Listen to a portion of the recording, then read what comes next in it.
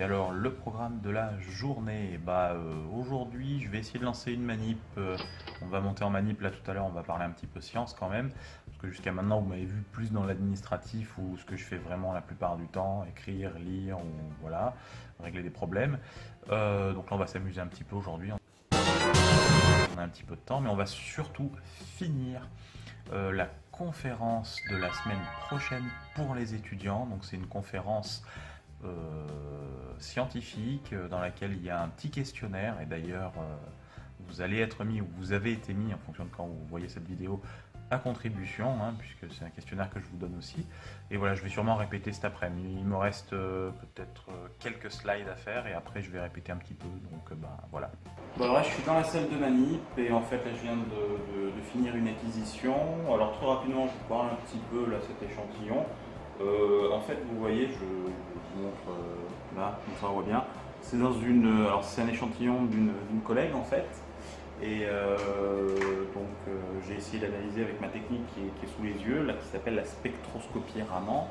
Et la spectroscopie Raman, c'est en fait l'analyse d'un truc, des matériaux là ici, par la diffusion de la lumière, mais une diffusion inélastique. C'est-à-dire qu'en gros, vous envoyez de la lumière avec une certaine énergie, un photon, et il y en a une partie qui va revenir avec une énergie différente, et le matériau va changer cette différence d'énergie en fait. Et donc, on a une information sur comment est organisé le matériau, sur sa structure, sa composition chimique, et tout le jeu après est d'interpréter ces spectres. Donc, c'est le signal qui nous revient en fonction de la longueur d'onde. Ça nous donne un peu un genre de carte d'identité, si vous voulez, à peu près. Voilà, donc là l'échantillon, il est un peu spécial celui-là, parce qu'il est enfermé dans une... ce que vous voyez là, c'est pas du tout un suppositoire, hein. C'est l'échantillon, c'est le truc à l'intérieur là, et en fait il est enfermé dans une atmosphère particulière, donc il est en contact avec une espèce chimique, et là je l'analyse, durant la nuit c'est ce qui s'est passé l'analyse, et j'ouvrirai cet échantillon pour libérer l'espèce chimique et voir à l'air ce que ça donne. On s'intéresse à ça. Ça c'est pour un premier échantillon. Mais là je vais laisser tomber en fait pour le moment cette analyse, j'en ai déjà fait pas mal, il va falloir que je traite les données, donc vous me verrez sûrement, soit aujourd'hui, m'étonnerait, mais plutôt la semaine prochaine, traiter les données pour ensuite les envoyer à ma collègue avec un petit rapport scientifique, lui expliquer voilà, Kisako, comment ça, ce que j'en conclus, hein, qu'est-ce qui se passe. Voilà, donc là ce que je vais faire maintenant, c'est que je vais passer sur un autre échantillon qui n'a rien à voir, c'est pas avec les mêmes personnes que je travaille, sur une autre thématique, c'est sur de la détection de molécules particulières dans un environnement qui permet normalement d'augmenter cette détection en fait. Voilà. Je ne peux pas trop en dire parce qu'il y a quelques petits secrets, mais voilà, ça va me permettre d'augmenter la détection normalement. Donc là on est sur l'étude de comment ça marche. Donc on a des molécules test qu'on met dans des environnements de test, et on fait varier un paramètre. Donc, par exemple, là c'est des milieux poreux, on pourrait faire varier la taille des pores, par exemple. On met avec une espèce métallique et on regarde l'interaction entre le métal et la molécule qui est venue se glisser en nombre très petit, elle va augmenter l'intensité de mon signal. Voilà, on teste ce genre de choses et d'ailleurs, sur ce sujet-là, je vais présenter un poster en Grèce dans 2 semaines en fait. Donc je vous en parlerai sûrement lorsqu'on fera la web-série en Grèce, hein, parce que voilà, on va pas se leurrer. Je vais un petit peu filmer ce qui se passe pendant les congrès aussi. Et le truc qu'on voit là, ce truc-là, en fait, c'est juste de l'alu et du scotch pour calfeutrer, parce que c'était une petite fenêtre, si vous voulez. Et en fait, la technique que j'utilise, hein, c'est l'étude de la lumière, et il se trouve que les néons posent un certain problème. Notamment, on arrive à les détecter, et dans certains cas, ce qu'on recherche, le signal est plus petit que le signal qui passe par là du couloir. Donc on est obligé de vraiment calfeutrer, quoi. Voilà, bon. Donc on travaille souvent dans le noir. Alors, dans mon cas, c'est pas très grave parce qu'on isole un peu l'échantillon, on met une petite boîte autour, machin. Mais c'est mieux de travailler quand même dans le noir avec ces techniques-là. Alors là, ce que je suis en train de faire, c'est déposer de cet échantillon qui est sous forme de poudre sur une lame de microscope que je vais venir passer sous le microscope qu'on va voir juste après pour faire une analyse. Et j'ai pas de chemise de chimiste, n'allez pas me gonfler avec ça, d'accord. C'est que ici, là, ça c'est pas des matériaux qui posent un problème, c'est comme du sable, on va dire, à peine plus toxique que le sable. Vous mettez une blouse quand vous êtes sur la plage?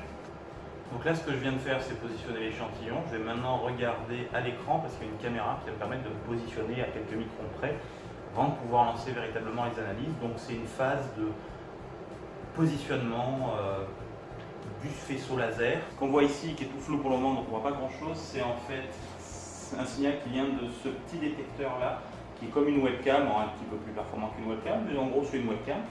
Et en fait ça vient regarder l'échantillon qui est là avec un jeu de miroir, etc. Voilà. Donc là je ne suis pas du tout focalisé, donc c'est flou en fait. Alors le hic avec ce type d'échantillon, c'est que c'est souvent très très flou. Vous voyez des zones floues et des zones pas floues, ça c'est ce qu'on appelle la profondeur de champ, je ne détaille pas, mais en gros, ça veut dire qu'il est très pentu l'échantillon, on va dire, mais comme sur une montagne. Voilà. Là j'ai un truc qui est pas trop mal. Bon là vous voyez pas grand chose, hein. Moi je suis habitué, donc je vois que c'est une bonne zone pour pouvoir lancer une analyse. Donc là j'ai calfeutré ici pour pas qu'on s'en envoie dans les mirettes quand même, hein, parce que vous voyez que je ne porte pas de lunettes spéciales. Je peux le faire à partir du moment où tout est calfeutré. Voilà. Donc si je mets le laser, vous voyez, on va être ébloui. Ça donne un truc comme ça, parce que là il est trop puissant. Donc on va réduire la puissance. Voilà, en réduisant la puissance, vous voyez, c'est un petit peu moins, comment dire, dans tous les sens. Parce que le capteur saturé, en fait, là il sature toujours au centre, mais on voit un petit peu mieux. Alors c'est pas l'idéal pour vraiment vous montrer ce qui se passe, parce que ça c'est un échantillon qui diffuse beaucoup, il est très rugueux, donc il envoie un peu des rayons dans tous les sens on va dire. Et bon, mais c'est pas grave, on perd un petit peu en signal, et ben je vais vous parler du signal, tiens, voilà. Bon alors, désolé du cadrage à l'avance, hein, j'ai pas pu faire mieux. Donc là je viens de lancer un spectre sans le laser allumé en fait, et on voit que c'est du bruit blanc. Donc ce qu'on a en X ici, c'est normalement un nombre de coups sur le détecteur. En fonction ici, il y a 1024 pixels en fait, et on calibre ça pour que chaque position de pixel corresponde à une longueur d'onde, une couleur en fait. Donc ça j'ai déjà fait l'étape de calibration, je vous l'ai épargné, c'est chiant. Et voilà, donc là du coup ce qu'on voit c'est que c'est un bruit blanc, c'est-à-dire que chacun des pixels oscille autour d'une valeur moyenne. Voilà, qui est censé être 0, qui n'est pas exactement à 0, on parle d'un offset, mais c'est pas grave, hein, c'est quasiment 0 dans cette unité-là. Donc là ça ne nous posera pas de problème ici. Voilà. Donc ça c'est quand le laser n'est pas allumé. En réalité le laser a toujours été allumé, mais là c'est le shutter, donc là maintenant l'échantillon il voit le laser, je fais juste une seconde pour voir ce qui se passe. On va y aller petit à petit. Donc vous voyez qu'ici on est à 0 aussi, enfin on est au niveau où il n'y a pas de bruit, ça oscille. Là on a un gros pic, et là ensuite on est à 0 avec un truc qui monte, et là on a une sorte de background ici. Donc l'explication elle est simple, c'est que tout ce qui est en dessous de cette fréquence là est filtré, en fait on a des filtres. Donc là même s'il y avait du signal on ne le verrait pas en fait. Et ici ce qui est là c'est le laser qui est filtré. Avant d'arriver sur le détecteur, mais même s'il est filtré, il n'est pas complètement atténué. D'ailleurs c'est ça qui nous a permis entre autres de faire la calibration tout à l'heure. Et puis là on voit qu'il y a du niveau. Donc là ce que je vais faire c'est que je vais me déplacer sur la droite, par là, ici, en jouant sur l'élément disperseur du spectromètre. Donc on va se mettre vers 1000 c'est trop, on va voir, je sais plus, je me rappelle plus les conditions. Et on va faire, voilà, on est là, c'était trop, c'est ce que je pensais, donc il faut que je mette vers 700 si je dis pas de bêtises. Voilà, c'est bon. Pile poil, formidable. Bon, je vais effacer tout ça. Voilà, donc là je cherche un signal, vous voyez je ne vais pas le trouver. Sauf qu'en fait on peut accumuler pour diminuer le bruit et augmenter le signal. Ça c'est grâce à des maths on va dire, hein. C'est que le signal et le bruit n'évoluent pas de la même façon. Donc là ce que je fais c'est que je fais une moyenne de 10, le bleu. Hein. Et vous voyez que petit à petit en fait l'amplitude du bruit va diminuer. Voilà, ce qui va nous permettre de voir s'il y a quelque chose qui sort sur ce fond continu.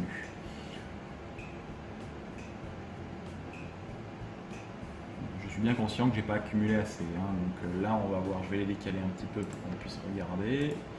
Hop, ici, vous voyez, on voit juste un fond, moins ample avec moins de bruit. Et le signal qu'on cherche est beaucoup plus petit que ces amplitudes-là, hein, donc on va être obligé d'intégrer beaucoup plus longtemps. Donc là, par exemple, ce que je vais faire, c'est que je vais mettre 100 et je vais mettre 10 ici, et voilà, c'est parti. Donc 100 secondes. Je vérifie bien quand même 34, 340, 3400, donc je ne vais pas saturer mon détecteur qui sature à peu près 60 000 coups, donc tout va bien. Écoutez, voilà, on reviendra plus tard pour le résultat. Là, on va redescendre pour faire un petit peu avancer l'enseignement. Allez. Alors bon, je vais faire une petite répète du début. Et j'ai jamais fait l'enchaînement là, donc pour le moment c'était que dans ma tête. Et maintenant il va falloir que je vois si ça s'enchaîne bien avec le discours que je voulais mettre dessus ou pas.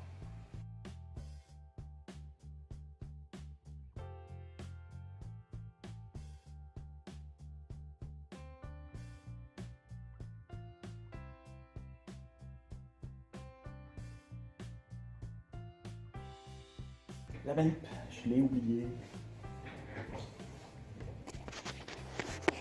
Bon, je suis pas mécontent moi finalement parce qu'en fait, là vous voyez pas très bien, mais il y a un continuum avec deux pics. Les deux pics viennent de problèmes sur ma caméra CCD, donc c'est des hot pixels, donc ils répondent un peu différemment de leurs voisins comme Pixel. C'est pas grave, hein, ça vient juste d'un problème d'instrumentation, facilement corrigeable. Et sinon je voulais voir que je ne voyais rien en fait. Bizarre. Donc je ne vois rien, il n'y a pas de signal moléculaire qui serait représenté comme des bandes fines qui sortiraient du bruit. Là il n'y a rien, tout simplement parce qu'en fait on n'a pas mis l'exalteur dans l'échantillon et du coup on n'est pas assez sensible à la présence de ces molécules. Donc finalement je vois ce que je m'attendais à ce résultat et je suis bien content. Donc là je vais faire juste 2 mesures ou 3 mesures de plus à d'autres endroits de l'échantillon pour bien vérifier que c'est homogène et que ça donne partout le même résultat avant de conclure sans exalteur on ne voit rien. J'ai déjà fait les manips avec un exalteur, on voyait des choses. Voilà.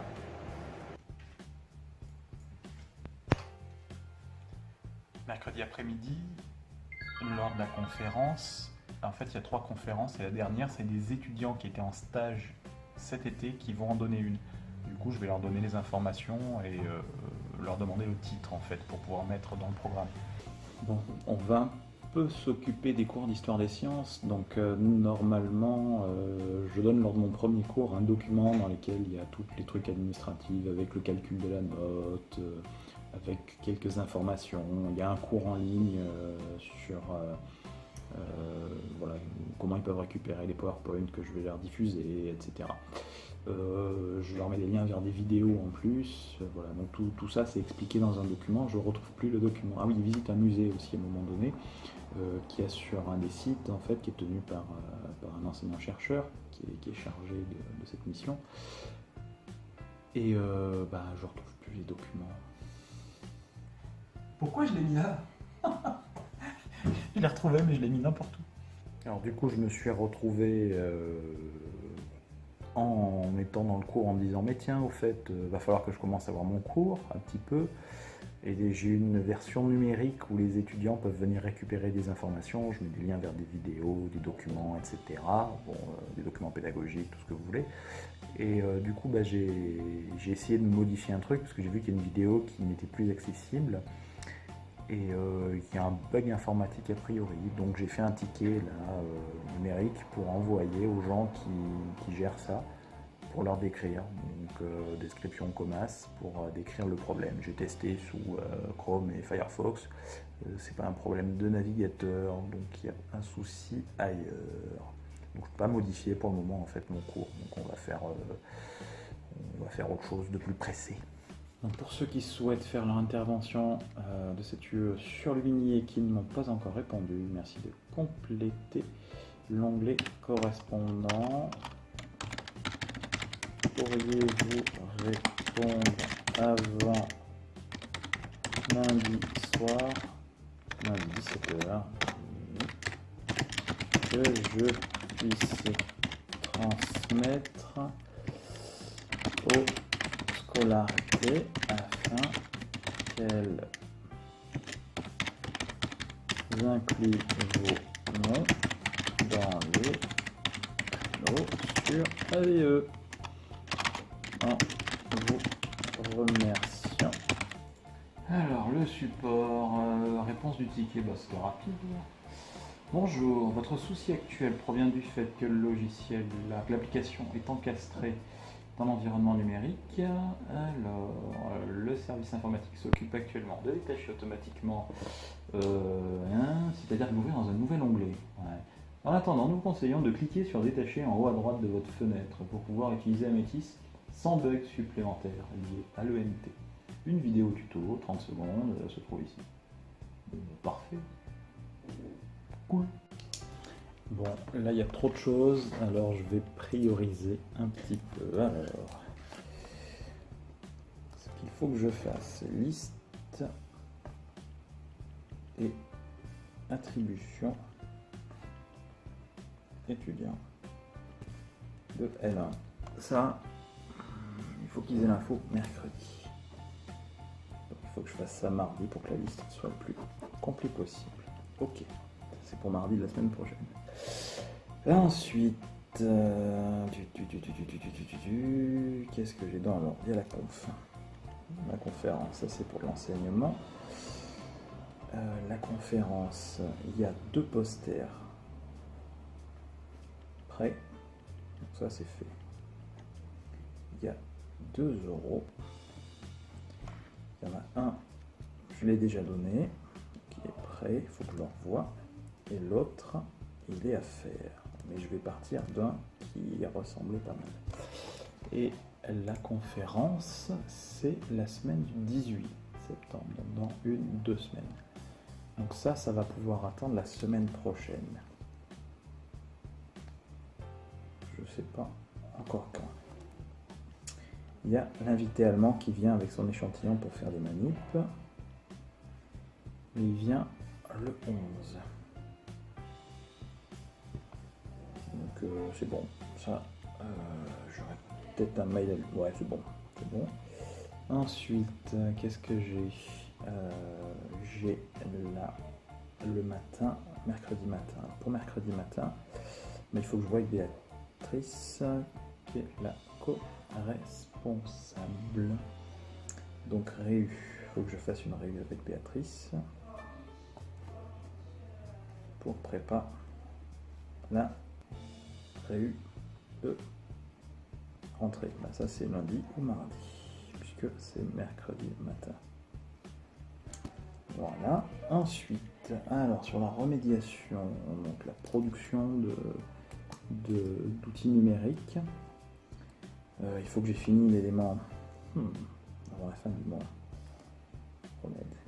C'est peut-être ça que je vais faire cet après-midi. Remédiation et planifier avec le porteur de projet.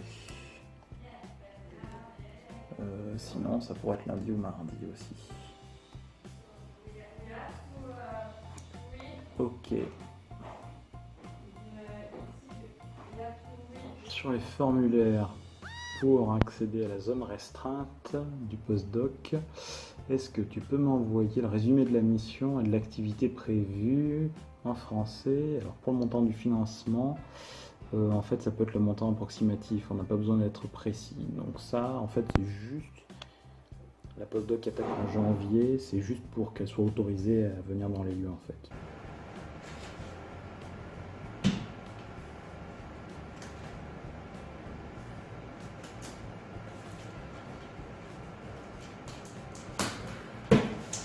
J'aimerais bien qu'ils viennent récupérer le laser et la lime, pas trop tard, parce que j'aimerais bien partir en week-end, pas trop tard. Non. Quel est l'objet de votre appel? Programmer un ramassage ou suivre un colis?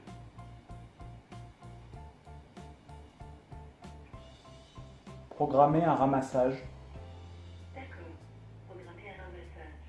Je vous mets en relation avec un téléconseiller. Un instant, s'il vous plaît.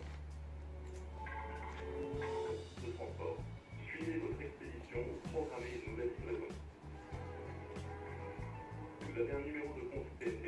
Planifiez vos ramassage, gérez vos envois ou obtenez vos propres livraisons depuis votre espace privatif MyTNT, disponible sur tnt.fr. Vous n'avez pas de numéro de compte TNT? Expédiez et réglez en ligne vos envois vers la France et l'Union européenne en soutenant le ramassage de vos colis à l'adresse de votre choix de fait. Rendez-vous sur tnt.fr/express. Merci de bien vouloir patienter. Conseillez d'en prendre votre appel.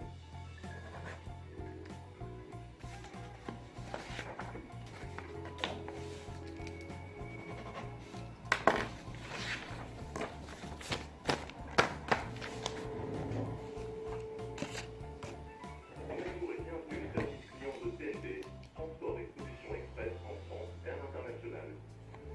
Fichetan, imprimé, rempli, signé. Actuellement en ligne. Gagnez du temps. Oui, bonjour. Mon colis, mon laser vient de partir. J'allais pour partir. Alors je me suis mis un petit peu quand même à faire ce projet d'enseignement de remédiation. J'ai juste mis des hyperliens vers l'ensemble des 19 vidéos, entre des vidéos de présentation et de feedback que j'avais réalisé il y a un moment, dans un document qui décrit l'ossature de ce cours que j'ai préparé. Voilà. Et j'allais partir, mais j'ai reçu un mail. Il y a un pavé comme ça, et c'est à propos c'est des collègues allemands à propos des manips sur l'article qu'on a en parallèle là. Je vais le lire et je verrai si je réponds maintenant ou pas. Allez, on tourne.